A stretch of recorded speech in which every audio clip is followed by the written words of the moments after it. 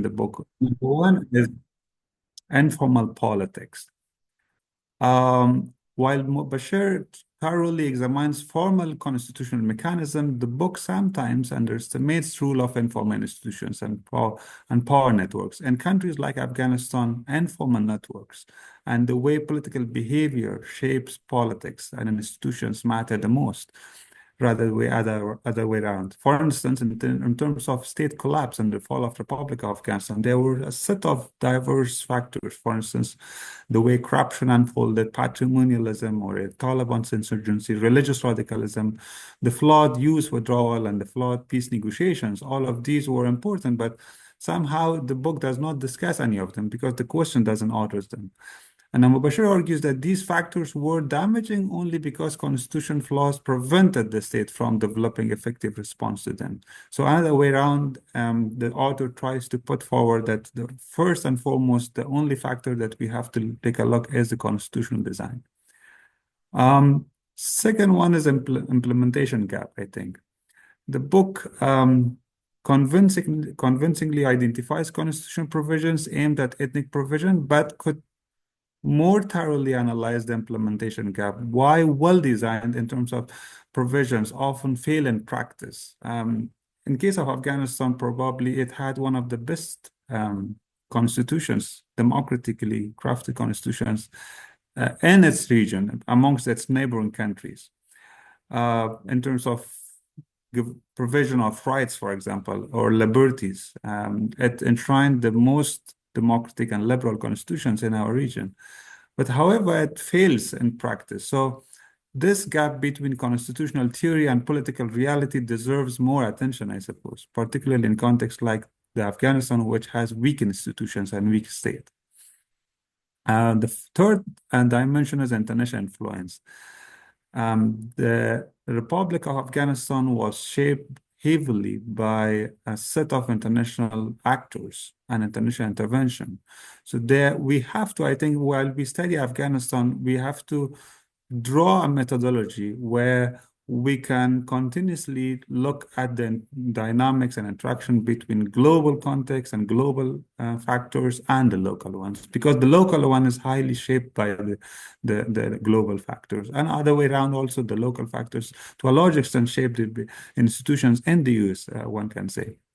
Now, in terms of relevance to my research, as I mentioned at the beginning, I have studied pluralism in Afghanistan, and I find Bashir's work complementing my own research on negotiating cultural diversity. Now, the difference is where my work focuses on sociocultural dimensions of accommodation, Bashir tries to understand legal and constitutional framework within these negotiating, how these negotiations happens. What makes Bashir work valuable is his analysis of how constitutional provisions can create either obstacles or opportunities for meaningful dialogue between ethnic communities. This interplay between legal frameworks and cultural negotiation represent a critical frontier in our understanding of governance and diversity. Anyway, so I will try to end here by saying that my work is primarily from a cultural and political theory lens, and I try to look at how history has shaped negotiating diversity. And I do not look diversity in case of Afghanistan primarily from an ethnic lens. For me, culture is quite fluid, and I try to distinguish between ethnicity and culture. While on the other hand, for Bashir, the critical dimension is, I think, ethnicity rather than culture. And that could be also, to end my remarks, it could be problematic to conflate race and ethnicity with culture, because culture is primarily shared, but at the same time, sometimes contested. In case of Afghanistan, the way people define in popular culture or public memory, ethnicity is problematic, and that's why, to a large extent, the long ethnic conflict in Afghanistan originates from the way identity politics has been played or shaped. I will stop here and looking forward to speaking probably later or take questions. Thank you.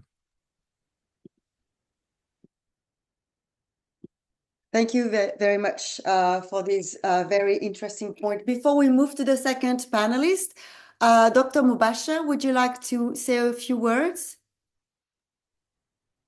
Um, sure. Okay, so I thought we are gonna listen to all the panels and then respond to that, but yeah. So thank you so much. I appreciate your comments and suggestions. I also appreciate them.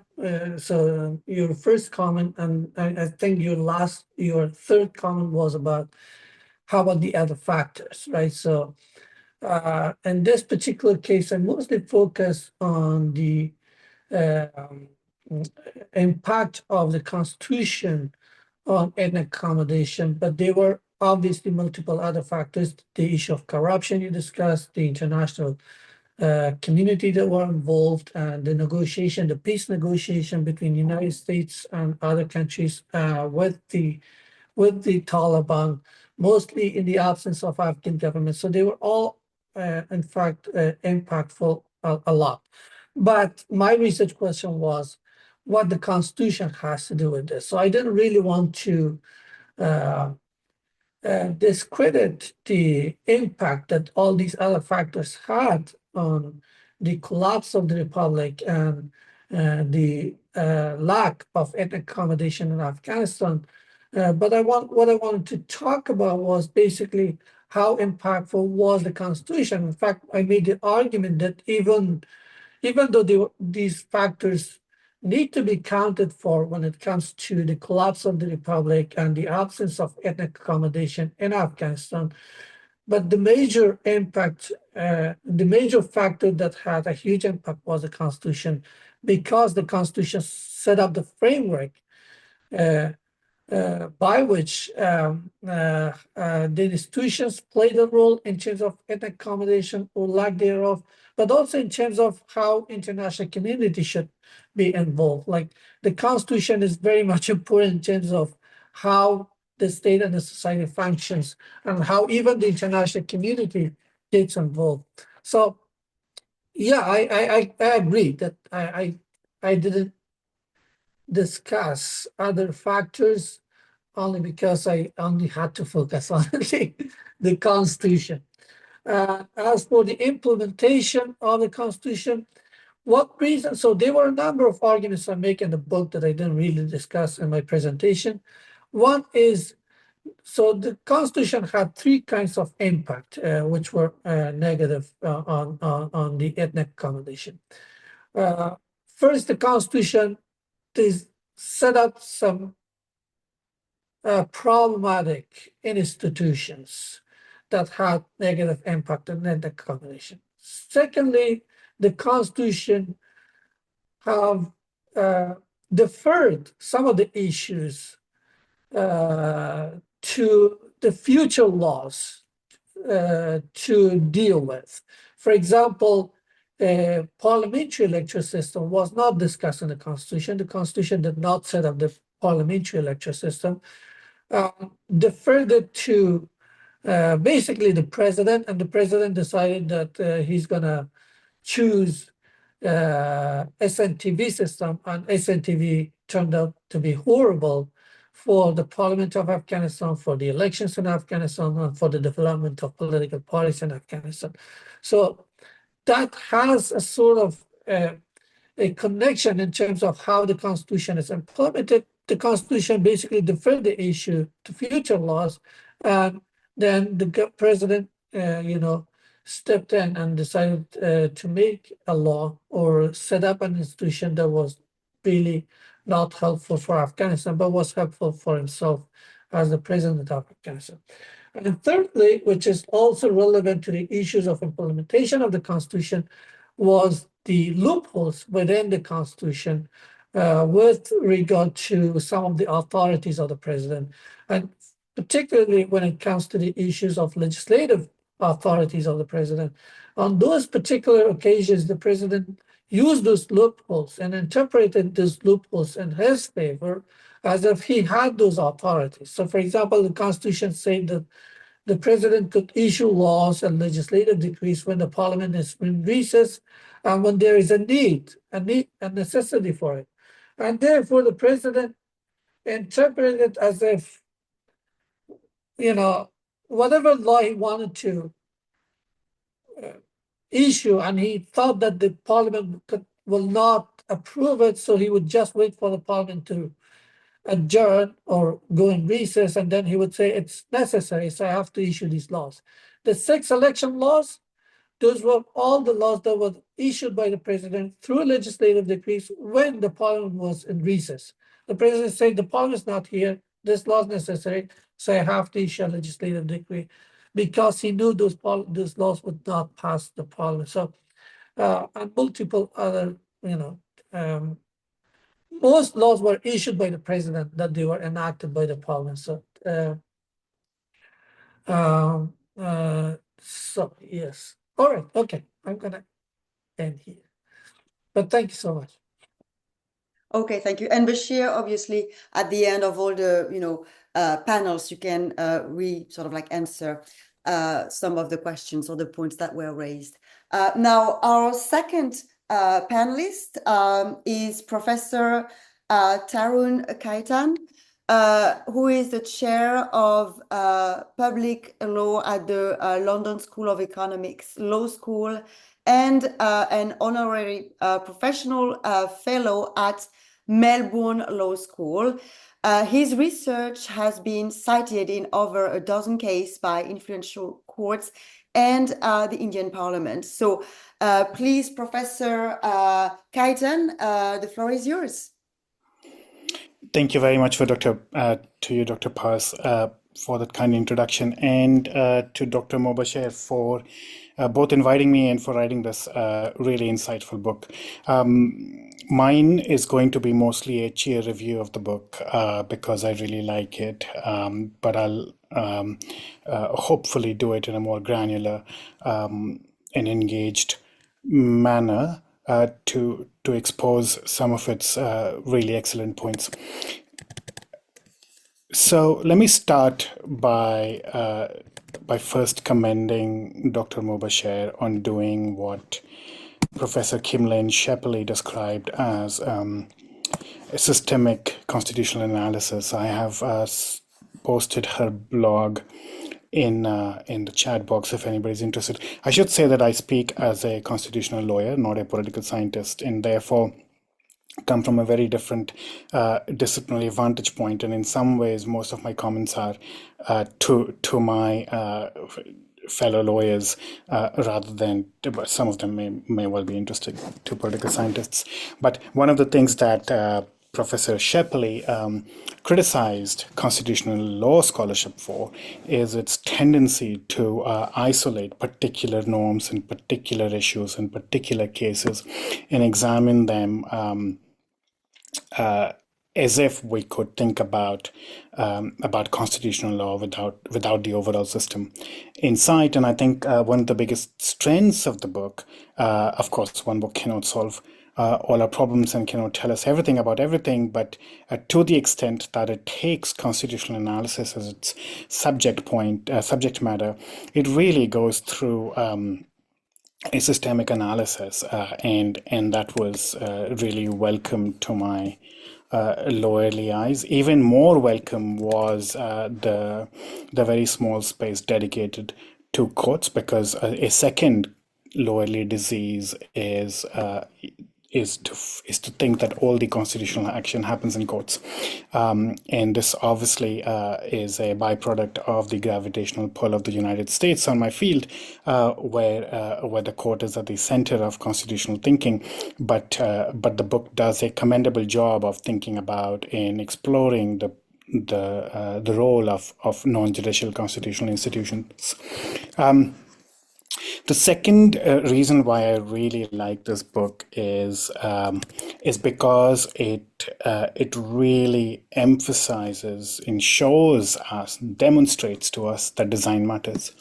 There is a huge growing skepticism about design amongst constitutional lawyers, which may be ironic, and I think I heard hints of that position in Dr. Sadr's presentation as well. But the foil that Dr. Mobasher selects for attack in the book, the Biden's speech, and I don't have it right in front of me, but essence of the speech is that, nothing could have saved these Afghans, right? And in that, it's a terrible country with terrible problems and unsolvable problems, and nothing. We did our best, right? And I think Dr. Mobasher really takes us through chapter and verse to show both why that's not true and why constitutional design was a key villain in this piece. Which is also why I take issue with Dr. Sadr's characterization of the Afghan constitution as one of the most democratic, brilliantly designed constitution whose shortcomings largely lay in its implementation. And I must confess that all my knowledge of the Afghan constitution comes from the book. So I know very little else about the context. I've read a few other papers. So with that caveat, what I want to do in my comments is to show why design really mattered. And I will mainly be rephrasing and reorganizing claims by Dr. Mobasher, but then at the end maybe do some fantasizing as well to think about what might have been with a different design approach in Afghanistan. So let me start by just zeroing in on the main point of departure from, and I think, so Dr. Sadr focused on the rights provisions of the Constitution and universal suffrage, and they, I'm sure, were great and reflected the best practices of states today, right? But the book is not about fundamental rights or about universal franchise, because it goes into what Roberto Gargarella calls the engine room of the Constitution, which is how power is allocated and how power is exercised. And I think no amount of superlatively brilliant rights and democracy can fix fundamental flaws in the design of the engine room of the Constitution. And I think that is what Dr. Mobasher's book invites us to think about, that the engine room itself was flawed, and rights will remain a fantasy, and everything else will remain a fantasy if the problem is with the engine room itself. So if I have to summarize Dr. Mobasher's key claim about the main design flaw in the book, I would say that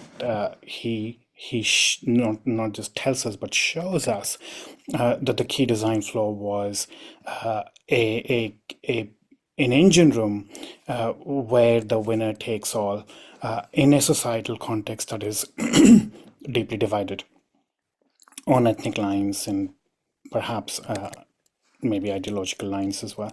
And that would be a recipe for disaster. This is sort of a basic rule of constitution making, a basic rule of constitutionalism, is that in any system, if you create permanent losers, by which I mean, if the system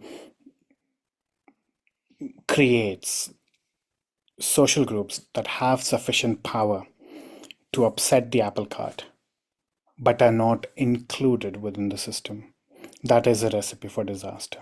Any unspent political force, by unspent I mean unspent in that constitutional system, will find a way out sooner or later.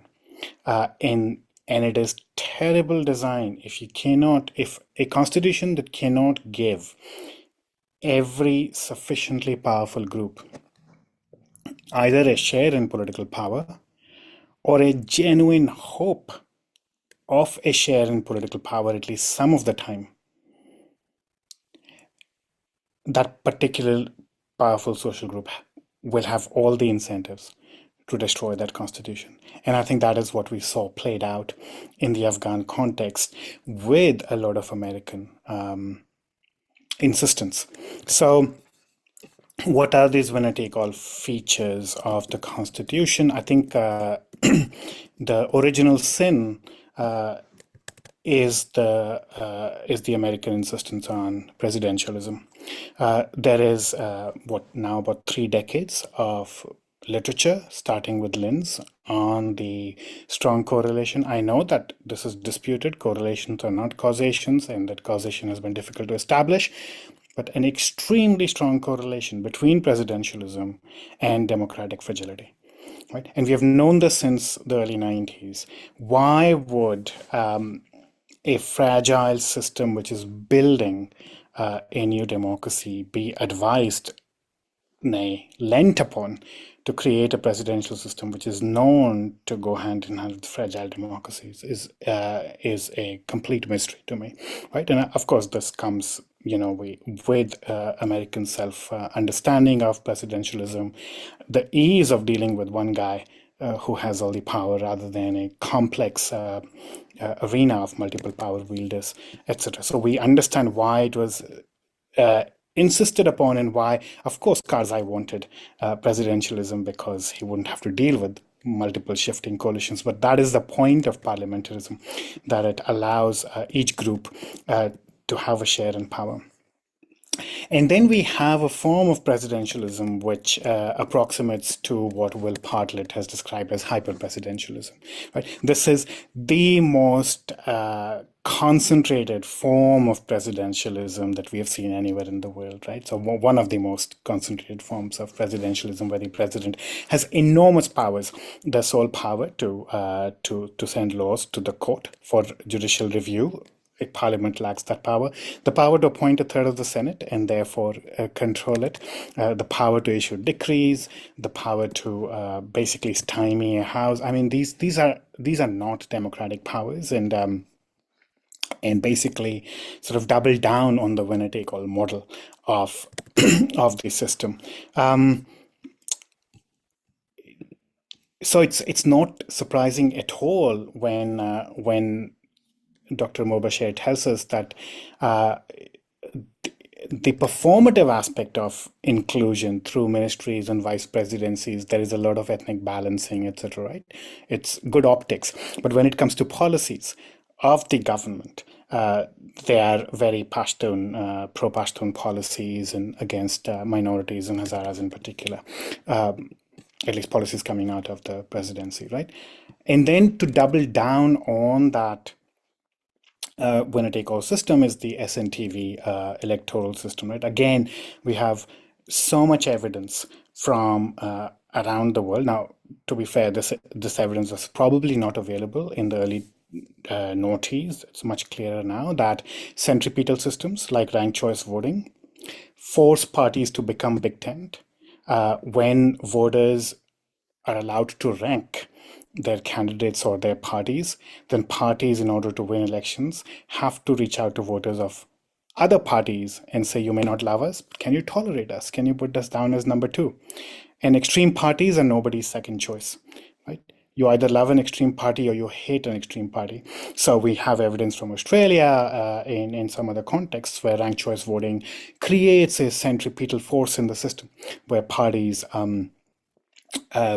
themselves are shaped to make cross-ethnic alliances, whereas PR systems actually encourage ethnicity-based party systems. And obviously, SNTV is the worst of both worlds, because it combines the worst aspects of first past the post with the ethnic dimension of proportionality, because that is what multi-member constituencies results in, right? So if you had showed me this constitution in 2004, I would have predicted this is the most likely outcome, given what we know about the role of electoral systems in shaping party systems, right? Whereas anyway, I'll come to the whereas in a moment.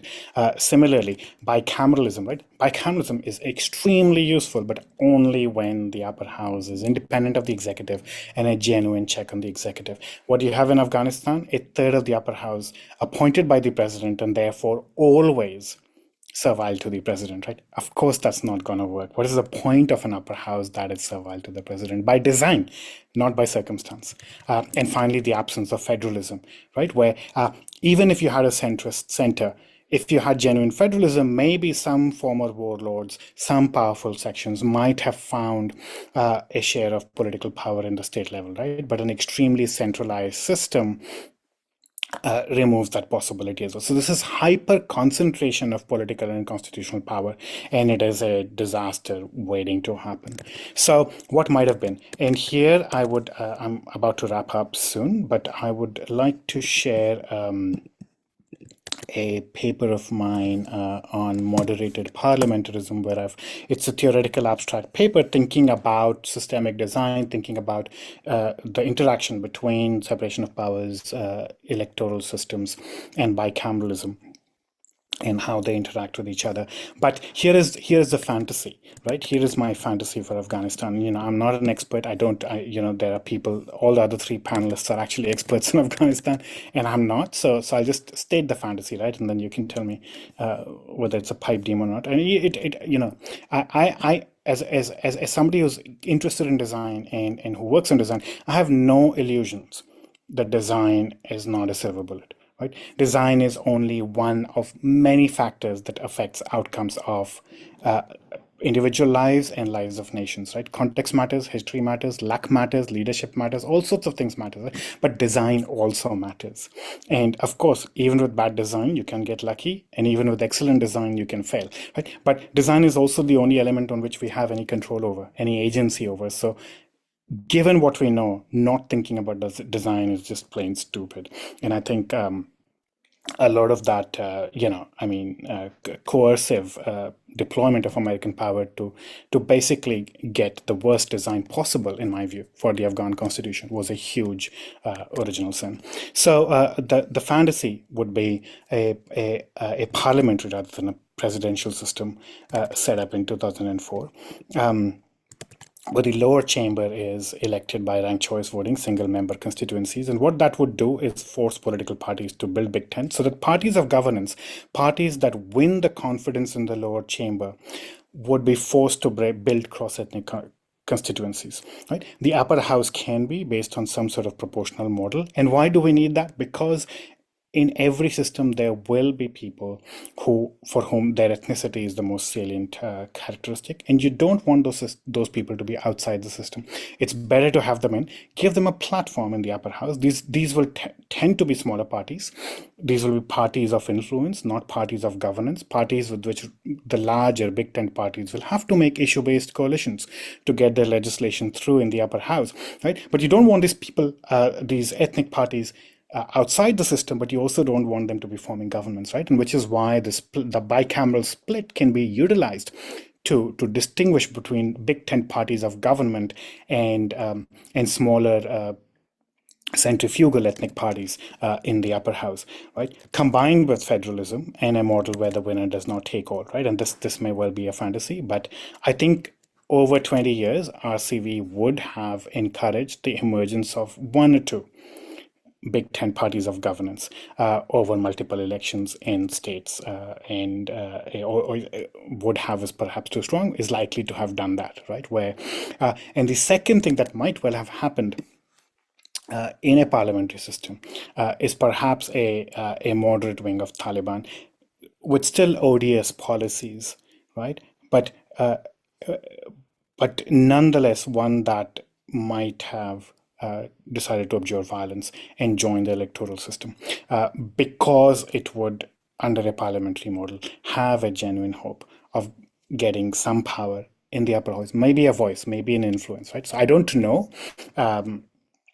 the mechanics of it, because obviously Taliban was excluded from the constitution making process and therefore did not have any stakes in the system. But I think that having the devil, your enemy is close to you is better than far away when you don't know what they're doing. And therefore, it would have been a welcome thing if a moderate faction relatively moderate faction of Taliban could have come within the constitutional fold, albeit not close to executive power.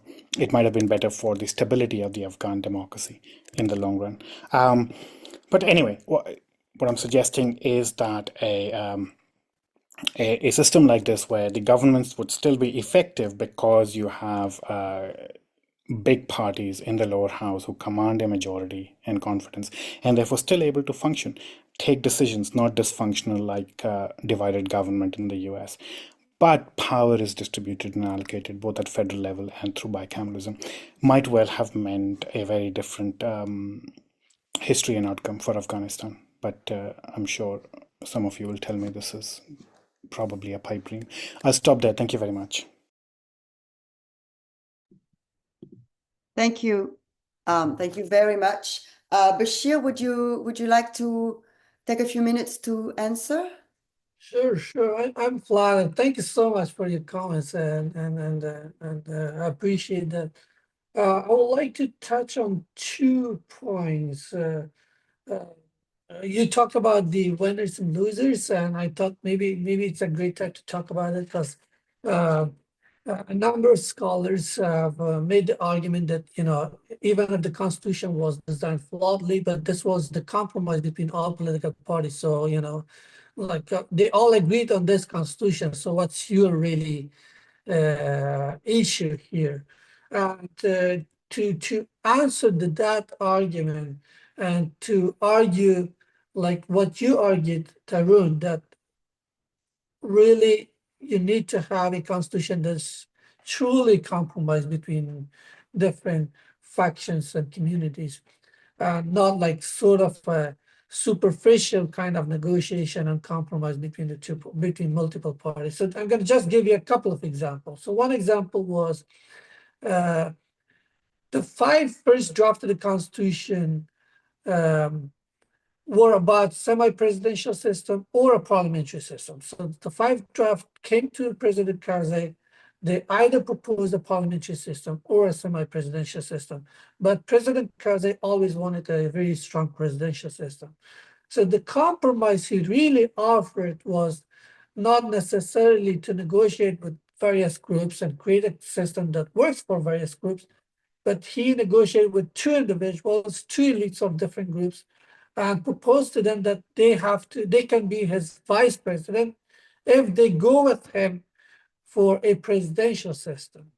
Qasim Fahim and Karim Khalili. Qasim Fahim, once he was told that, let's ignore parliamentarism and semi-presidentialism.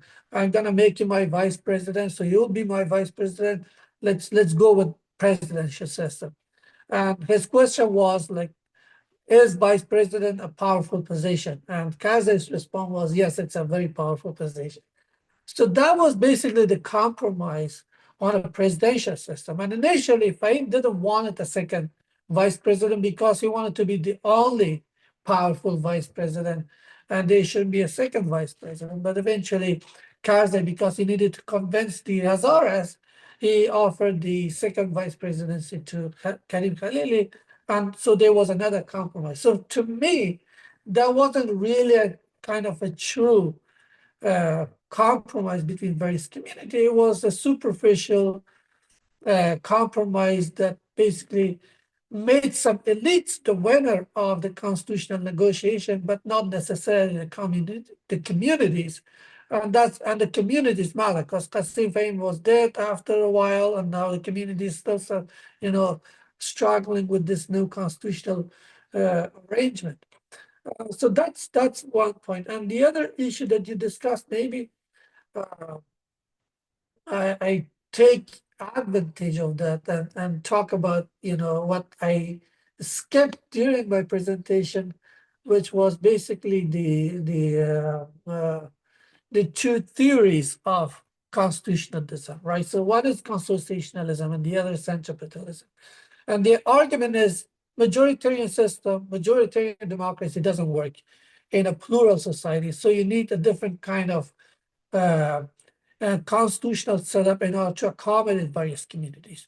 As to how or what constitutional design, they differ from one another. So constitutionalism proposes like a parliamentary system, a proportional representation, plus a form of grand coalition where you have all political parties representatives in your government, a mutual veto where minorities also have a veto power against some of the decisions that would affect their communities, a segmental or ethnic, religious, or racial-based sort of decentralization. Whereas centripetalism, at least their argument is that the presidential system is not a problem to divide society. Plus, if you have, For example, a rank choice system, a non-ethnic, non-racial, smaller units of decentralized form of government. While I agree with them that a majoritarian system do not work, what I do not necessarily agree with them is an institutional prepackaging, institutional universalization, assuming that all divided societies are the same. Therefore, you need only one set of institutions that you can propose and prescribe to all divided societies. So my argument was that a presidential system didn't work in Afghanistan, but also a parliamentary system isn't working in Lebanon. And we had a little bit of experiment with parliamentary system. It wasn't that functional. It was going, but it wasn't functional between 1964 and 1973. But on the other hand, you have Indonesia with a presidential system, which is not bad. It's working fine. There are parts that they need to amend and reform, or at least what's being debated in Indonesia. But in the neighboring state of Malaysia, you have a parliamentary system that's also working. So my argument was that it's not necessarily that you need one set of institution for all divided societies, because different divided societies are not the same. Afghanistan functions very differently from Lebanon, from Sri Lanka, India, from Indonesia, Malaysia, wherever. So for different divided societies, you may need different political institutions. But what you need to be careful about is that you have a set of congruence or alignment between these different institutions that you set up, so that they all promote together in accommodation, rather than having some promoting it and others hindering it. So these are the 2 points I wanted to talk about. But thank you very much. I appreciate your comments. All right. Thank you very much. And now we are going, to our third panelist, who is Jason Criss Howk. So Jason retired from the U.S. Army after 23 years, where he spent most of his career focused on Afghanistan, helped with the formation of the Afghan National Army, and developed the security sector reform program. He's also advised NATO, the UN assistance mission in Afghanistan, and the US and Afghan government. And he is currently the president of the Global Friends of Afghanistan. So Jason, the floor is yours. Thanks for having me, Bashir. I really enjoyed getting to review your book and give thoughts on it when you were drafting it. I think these kind of works are important to help the people of Afghanistan think about the future. And if you're not dissecting the problems, then you're not coming up with solutions. I'm going to take a look at your book and the 2 systems between America and Afghanistan.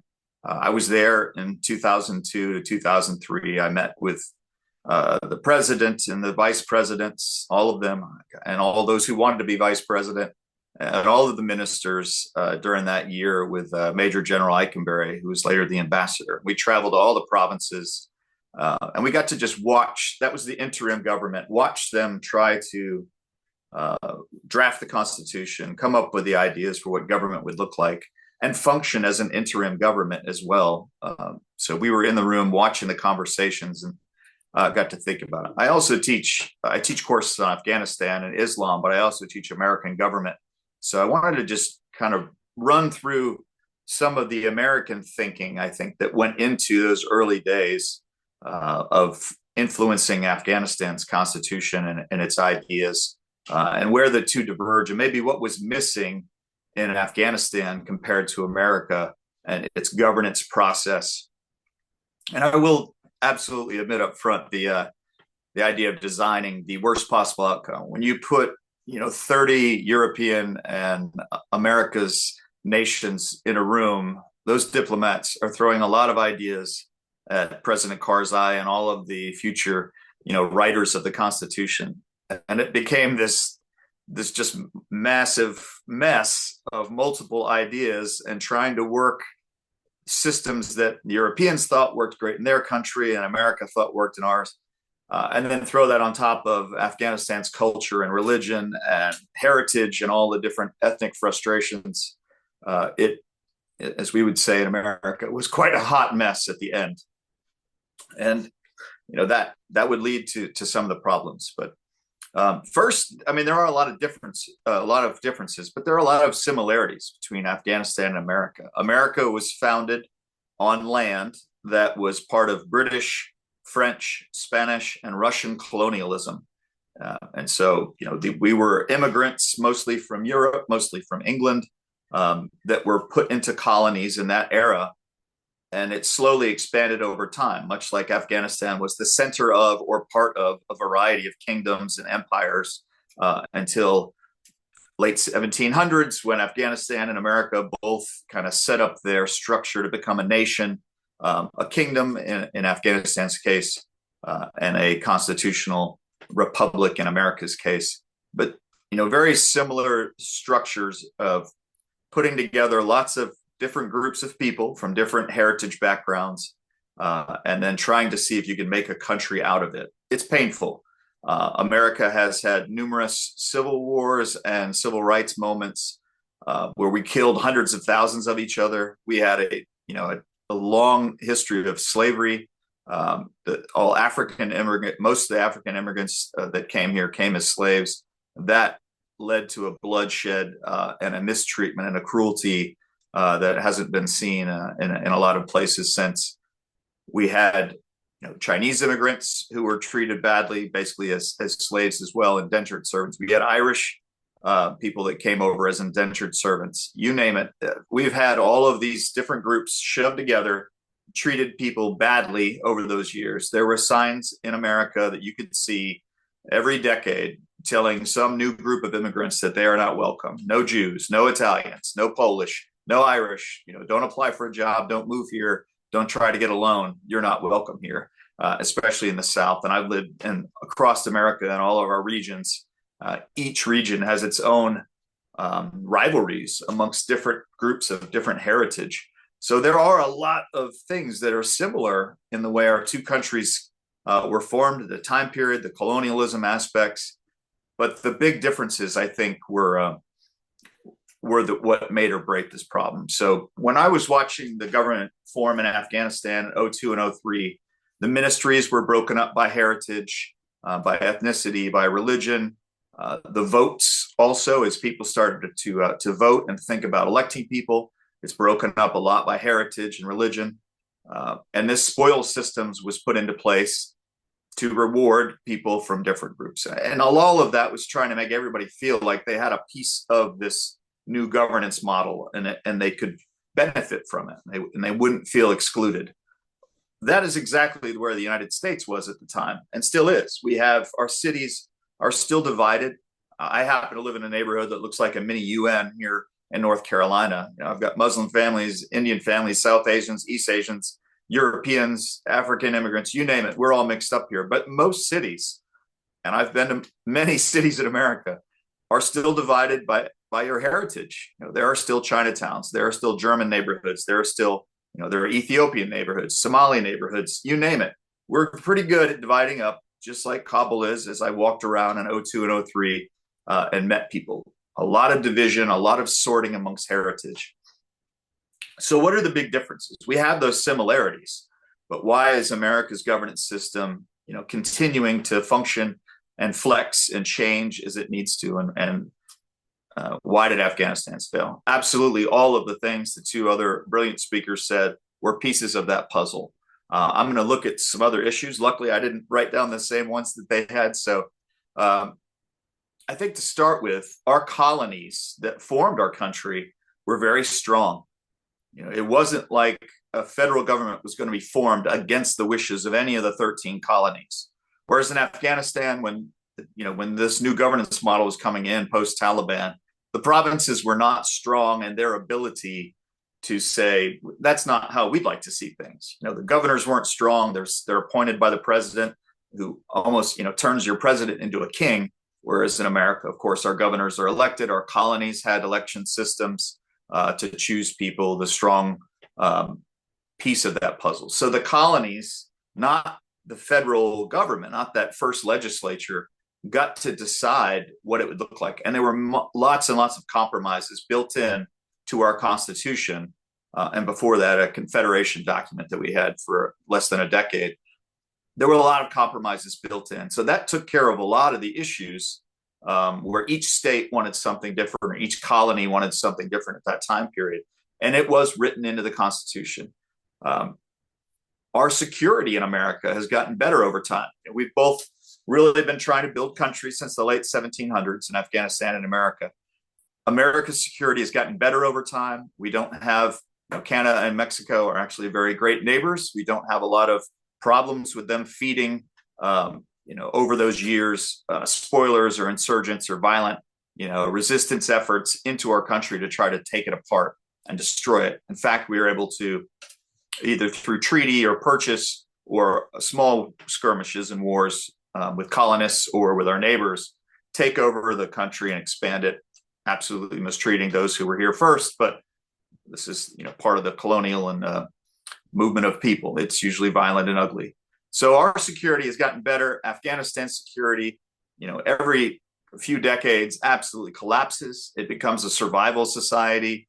Everybody's just trying not to get killed. They're trying to get food, and they're trying to educate and stay healthy. And that we haven't experienced as much in America. We've only had a few moments where security was a real problem. One led to a civil war. That was absolutely heinous. But there was a big reconciliation process afterwards that brought all of the nation back together and forgave those who had rebelled against it, which is a big and important step. Afghanistan struggled with those reconciliation programs over time, which has just kept most of the rebellious groups and terrorist groups today, trying to continue to disrupt. Over time in America, heritage has mattered less and less. Each generation in America has cared less and less about, really since the 1960s, not much before that, but since the 1960s, in my lifetime, you see a lot more families that are from mixed heritages, and not just Europeans together, but African heritage, Asian heritage, South American heritage, you name it, intermarried children who, have heritage from 15 different countries by this point in their lives. So that constant change in our culture has kind of moved us forward to make heritage not as important, religion not as important, still there, still celebrate holidays, you name it, but it doesn't become the driving factor in such a violent way. Today, it's literally led to we have two major parties, Democrat and Republican. We have environmental parties, we have libertarian kind of independent parties, but they're very small. But those two major parties fight over minority voters. They're not trying to shun them. They're literally actively both fighting over how to pull them in. How do we, that's what's part of their presidential campaigns every 4 years, is how do we get more of the minority groups to come to our party? Because that's how you build the coalition of a stronger party. And if you, against all logic, you would notice the changes in the Republican Party under Trump has actually brought in more and more minority voters, even though his policies are, some of them anger a lot of minority groups. So there's a fight that we are constantly going through to broaden our parties, the two major ones. We don't have in America, as I kind of mentioned before, Canada and Mexico are not actively trying to spoil our country or destroy it or change our government. In fact, we're probably meddling more in their governments than they do here. So we don't have a Pakistan or Iran or a China or a Russia that are actively involved in trying to change our government at their whim. And then, of course, the Western powers, as they get involved in that. Another big key, and y'all have mentioned that, is the state and the federal level governments in America. We have two sovereigns in our country. We don't just have a federal government. We have state governments, and everything the federal government doesn't have by law, the states get to do, which is the majority of functions. So our governors, our states are equally as powerful as the federal government. They have to agree to something. That causes massive compromises with each president. He's got to deal with 50 other sovereigns who can basically fight against him. And at any one time, because there are two major parties, about half of the governors are against the president and half are for him. So you get these massive compromises between the federal and the state governments that puts the legislature into motion, that often includes the Supreme Court in deciding those things. So it's a constant fluctuation, whereas absolutely in Afghanistan in the beginning, you had a king, you had no parliament in the interim, you finally got a parliament, but the king still held all the cards. The provinces had nothing, no power. Their ability to fight against the central government was absolutely not there. So I think that ability for, in America, local solutions to be used for local problems has taken out a lot of the issues that are there. Again, we only have a couple of parties. That's kind of powerful. Afghanistan had so many parties after a while. We who understood governance better than the new, voters in Afghanistan were confused. How many parties do you have? You had, literacy problems. How are they putting their platforms out? Like literally having to use, symbols and photos and pictures for things. That's tough. You're managing a lot of different things when you have that many parties. And I think the last thing, the big shift, why has America's ability to push forward through this been so much different? We haven't had the violence trying to shake us apart, and we've had the same constitutional design and governance throughout this. For a little while, we started the War of Independence in 1775. In 76, we actually declared that what we were doing, and then we debated for a couple of years what our first constitution would look like, which was the Article of Confederations. But it didn't take place until 4 years later. So we actually existed without even having a government that was official. And then when that didn't work, 8 years later, we debated again and created a constitution that worked. It was very flexible. It could be changed very easily if it was an important issue. And it has changed to get rid of slavery, to create a more equal society. That's easy to do when your country is not in a security crisis, when you don't have neighbors meddling with you, and you have that system that's in place that everybody isn't trying to break every day. So I think on top of all the problems that the others mentioned, there's a lot of external and internal issues. So I think that makes a big difference in why Afghanistan struggled with this. You just had so many more factors trying to tear it apart and hold it from moving forward than most nations have. And if that isn't overcome in the next iteration, the outcome will be the same. So thank you. Thank you, Jason. So we are really kind of late. We only have about 10 minutes left. So Bashir, do you want to answer to Jason? And then I would like to really open the floor to the audience as well, to allow everybody to ask a few questions. But before you start, Bashir, in the audience, if you have some questions, please write them down in the chat, so then I can ask them, and that will be faster to be able to ask a couple of questions. But Bashir, go ahead. So I'll make it short so that we get some questions as well. Well, thank you so much, Jason, for your comments and the comparison of the countries and the situations between two countries and how that what was going on in Afghanistan in a lot of ways influence shaping the constitution that we had and the designs that were set up by the constitution. And actually, I think the first chapter of the book, after the introduction, touches on that particular issue. Yes, there is a lot of tension between different communities and ethnic groups in Afghanistan, and it was particularly visible after the Taliban's collapse, and particularly when the different political parties wanted different things during deciding the constitution and the design within the constitution.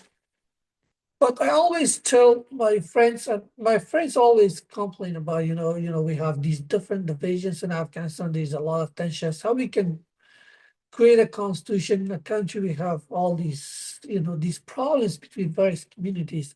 And my answer is, if you think these are the problems that we have and they're big, you haven't studied the history of other countries and what kind of experiences and struggles other countries go. Like the divisions between communities in Afghanistan, I don't think they are even comparable to some of the countries around the world who have experienced different kinds of wars and divisions between various communities. And that even includes the United States. Like even if we compare constitution making in the United States with the constitution making in Afghanistan. So when the constitution was being made in the United States, first of all, before we had this federal system under this new constitution, we had a confederation, right? Under confederation, all 13 states, at that particular time, we had only 13 states in the United States. So they were all very much autonomous and independent, and they did not want to give away their power and authority, right? So once they noticed that the Articles of Confederation wasn't working, they sent a bunch of people to only amend those articles. They didn't want them to create a new constitution and create a new national government. Nobody even thought about it, except for these, these visionary founders of the United States, like James Madison and so on. They got together, they closed the doors, and they said, we're going to create a new constitution where we will have a national government in addition to these states that we have, because the Congress was very weak at that particular time. And eventually they created this new constitution where all these autonomous states were very much skeptical, and they were like, we can't do this. We can't have a national government ruling all of us, where we have our own division amongst ourselves. We have border issues, we have water issues, we have these other issues. Some states were like slave states, other states were free states. They had their own thing going on, competition. And Rhode Island didn't even send their delegates to, to this constitutional convention. There were a lot of divisions going on. But then they created a constitution in which everyone saw themselves. They saw, their ideals being reflected. Yes, their powers to some extent was restricted in the sense that you have created this national federal government with some authorities and powers. And obviously that would take away some powers from these independent and autonomous states at that particular time. But still, they saw that, they would win a lot of other things with the Constitution. And you look at these other cases, for example, Nigeria, you can look at other countries where there was huge wars and fight and divisions between these different factions and ethnic groups who want different things. I think Afghanistan, in a lot of ways, as my first chapter discussed, they don't have as much of attention. Yes, the elites have a lot of problems with each other, and they tend to galvanize and mobilize their communities against each other. But overall, in terms of the political ideals, in terms of, for example, I asked a number of questions from participants of various groups. So, for example, do you think we have a nation? Or do you think we are just not a nation? We are multiple nations who are fighting each other.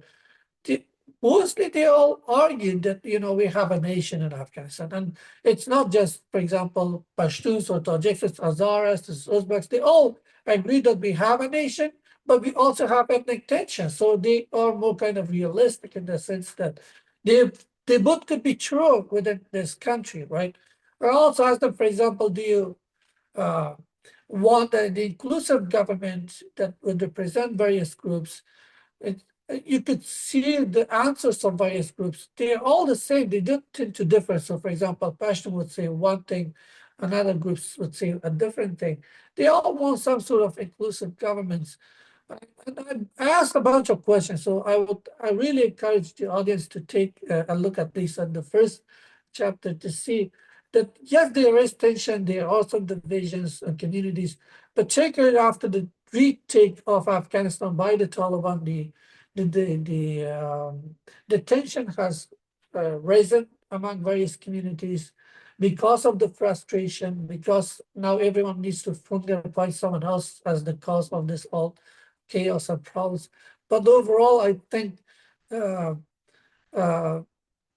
tensions and divisions is not so problematic that we can't have that we can't compromise in a really good constitution. Sorry. Okay. My bad. Okay. I'm going to stop here. Okay. Great. Thank you. So Again, we have just 3 or 4 minutes left. So Bashir, I have 2 questions from the audience, and I'm going to read you the 2 questions, and then you can decide how you want to answer. So the first question is from Lucia, who says, in your analysis, smaller ethnic groups lost representation over time.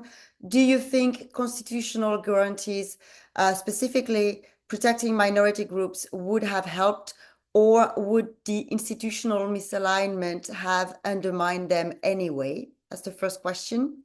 And the second question from Makar, in countries with superimposed boundaries and multi-ethnic societies, is the most effective predictor of good governance the strength of societal cohesion and governance norm, or the structural design of constitution? And again, we have about 5 minutes left or less. All right, I'm muted. Okay, so I'm going to go for the first question. As for the smaller groups who actually lost a lot of seats, almost all of the seats in the cabinets, they still had a really good share of seats in the parliament, between 10 to 15% at some different points, but 12% of the seats on average. In terms of constitutional designs, yes, there are ways where you can make sure that people of various communities are guaranteed some seats in the cabinet. So one measure some countries have gone for is like a quota system, but really in case of Afghanistan, quota is not something that people desire, as I mentioned in my in the first chapter of the book. But there are ways you can do that,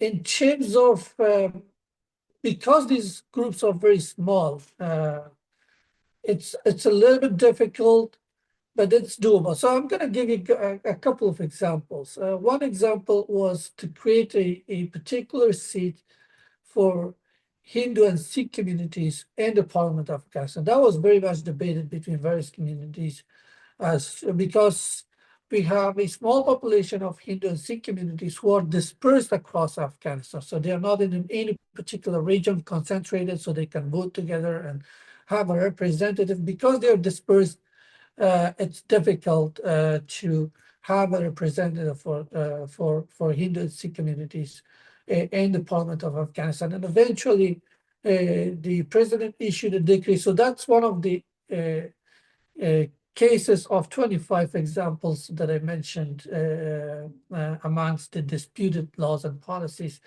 where the president issued a decree and the parliament eventually approved it, where they offered a seat for Hindu and Sikh communities. In addition to that, the constitution also created a quota for women in the Parliament of Afghanistan. On average, every province had to have at least 2 women representatives in the Parliament of Afghanistan.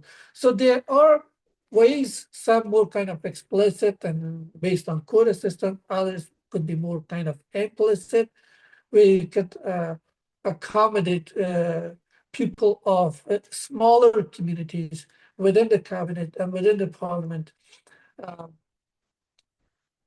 Okay, so I'm going to stop here because we don't have a lot of time. There is another example as well. But okay, so the second question, I don't remember the second question, Alex. Sorry. Sure. Hold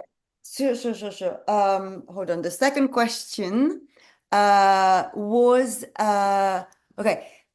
In countries with superimposed boundaries and multi-ethnic society, is the most effective predictor of good governance the strength of societal cohesion and governance norms, or the structural design of constitution?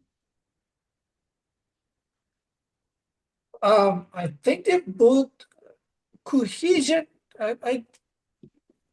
Today, all societies are heterogeneous. If you're talking about like cohesion in terms of being from one ethnic or one race or one religious groups, You know, there are very few countries that are ethnically, racially, or religiously from one ethnic group or the other.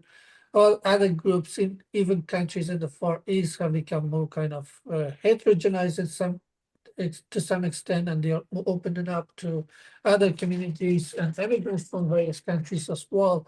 So cohesion in this sense, I think, probably mean, if people have the same political ideals, and that's what I mentioned in the first chapter, that maybe in terms of political practices, the society is divided in a sense by ethnic groups, as Jason talked about, may vote based on necessity to various political parties and various candidates. But in terms of their political ideals, as to what kind of ideal society and politics do we want, they seem to share a lot. So that's where I saw the cohesion among various communities in Afghanistan. They all wanted inclusive government. They all wanted, for example, they all thought that we have a nation, although they disagreed about, for example, what to name that nation, right? Is it Afghanistan, or is it like Khorasan or something else? They disagreed about the naming of the nation, but they do not necessarily disagree with the existence of the nation itself. It's like I'm here, I'm present. What's my name? So these are two different questions. And sometimes people tend to conflate in the context of Afghanistan that if we do not agree on the name, so we are not agreeing on whether we have a nation or not. But that's not necessarily true. These are two sets of questions for two different sets of answers. So in case of Afghanistan, there is cohesion in terms of their political ideas. For example, they wanted inclusive, cross-ethnic political parties. Nobody wants ethnic parties in Afghanistan. There's very small group, I don't know, 6% or something, who wanted ethnic parties, but the rest people wanted inclusive political parties. So one reason political parties were not popular in case of Afghanistan was because they were ethnic-based. People wanted cross-ethnic based political parties where they don't have to fear as if this party wins, so I'm going to lose. So they wanted an inclusive political parties, inclusive government as well.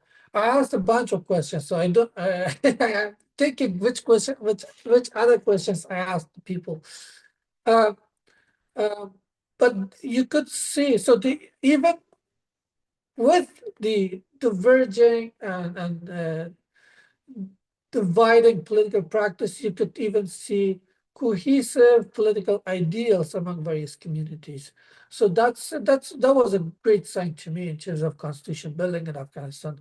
I think if you rely more on public opinion, you can build a better constitution than if you just rely on a bunch of elites who claim to represent various communities, which obviously, as I've offered a couple of examples a couple of minutes ago, they may be only thinking of their own benefits and interests rather than the interests of broader communities, of the communities that they claim to be representing.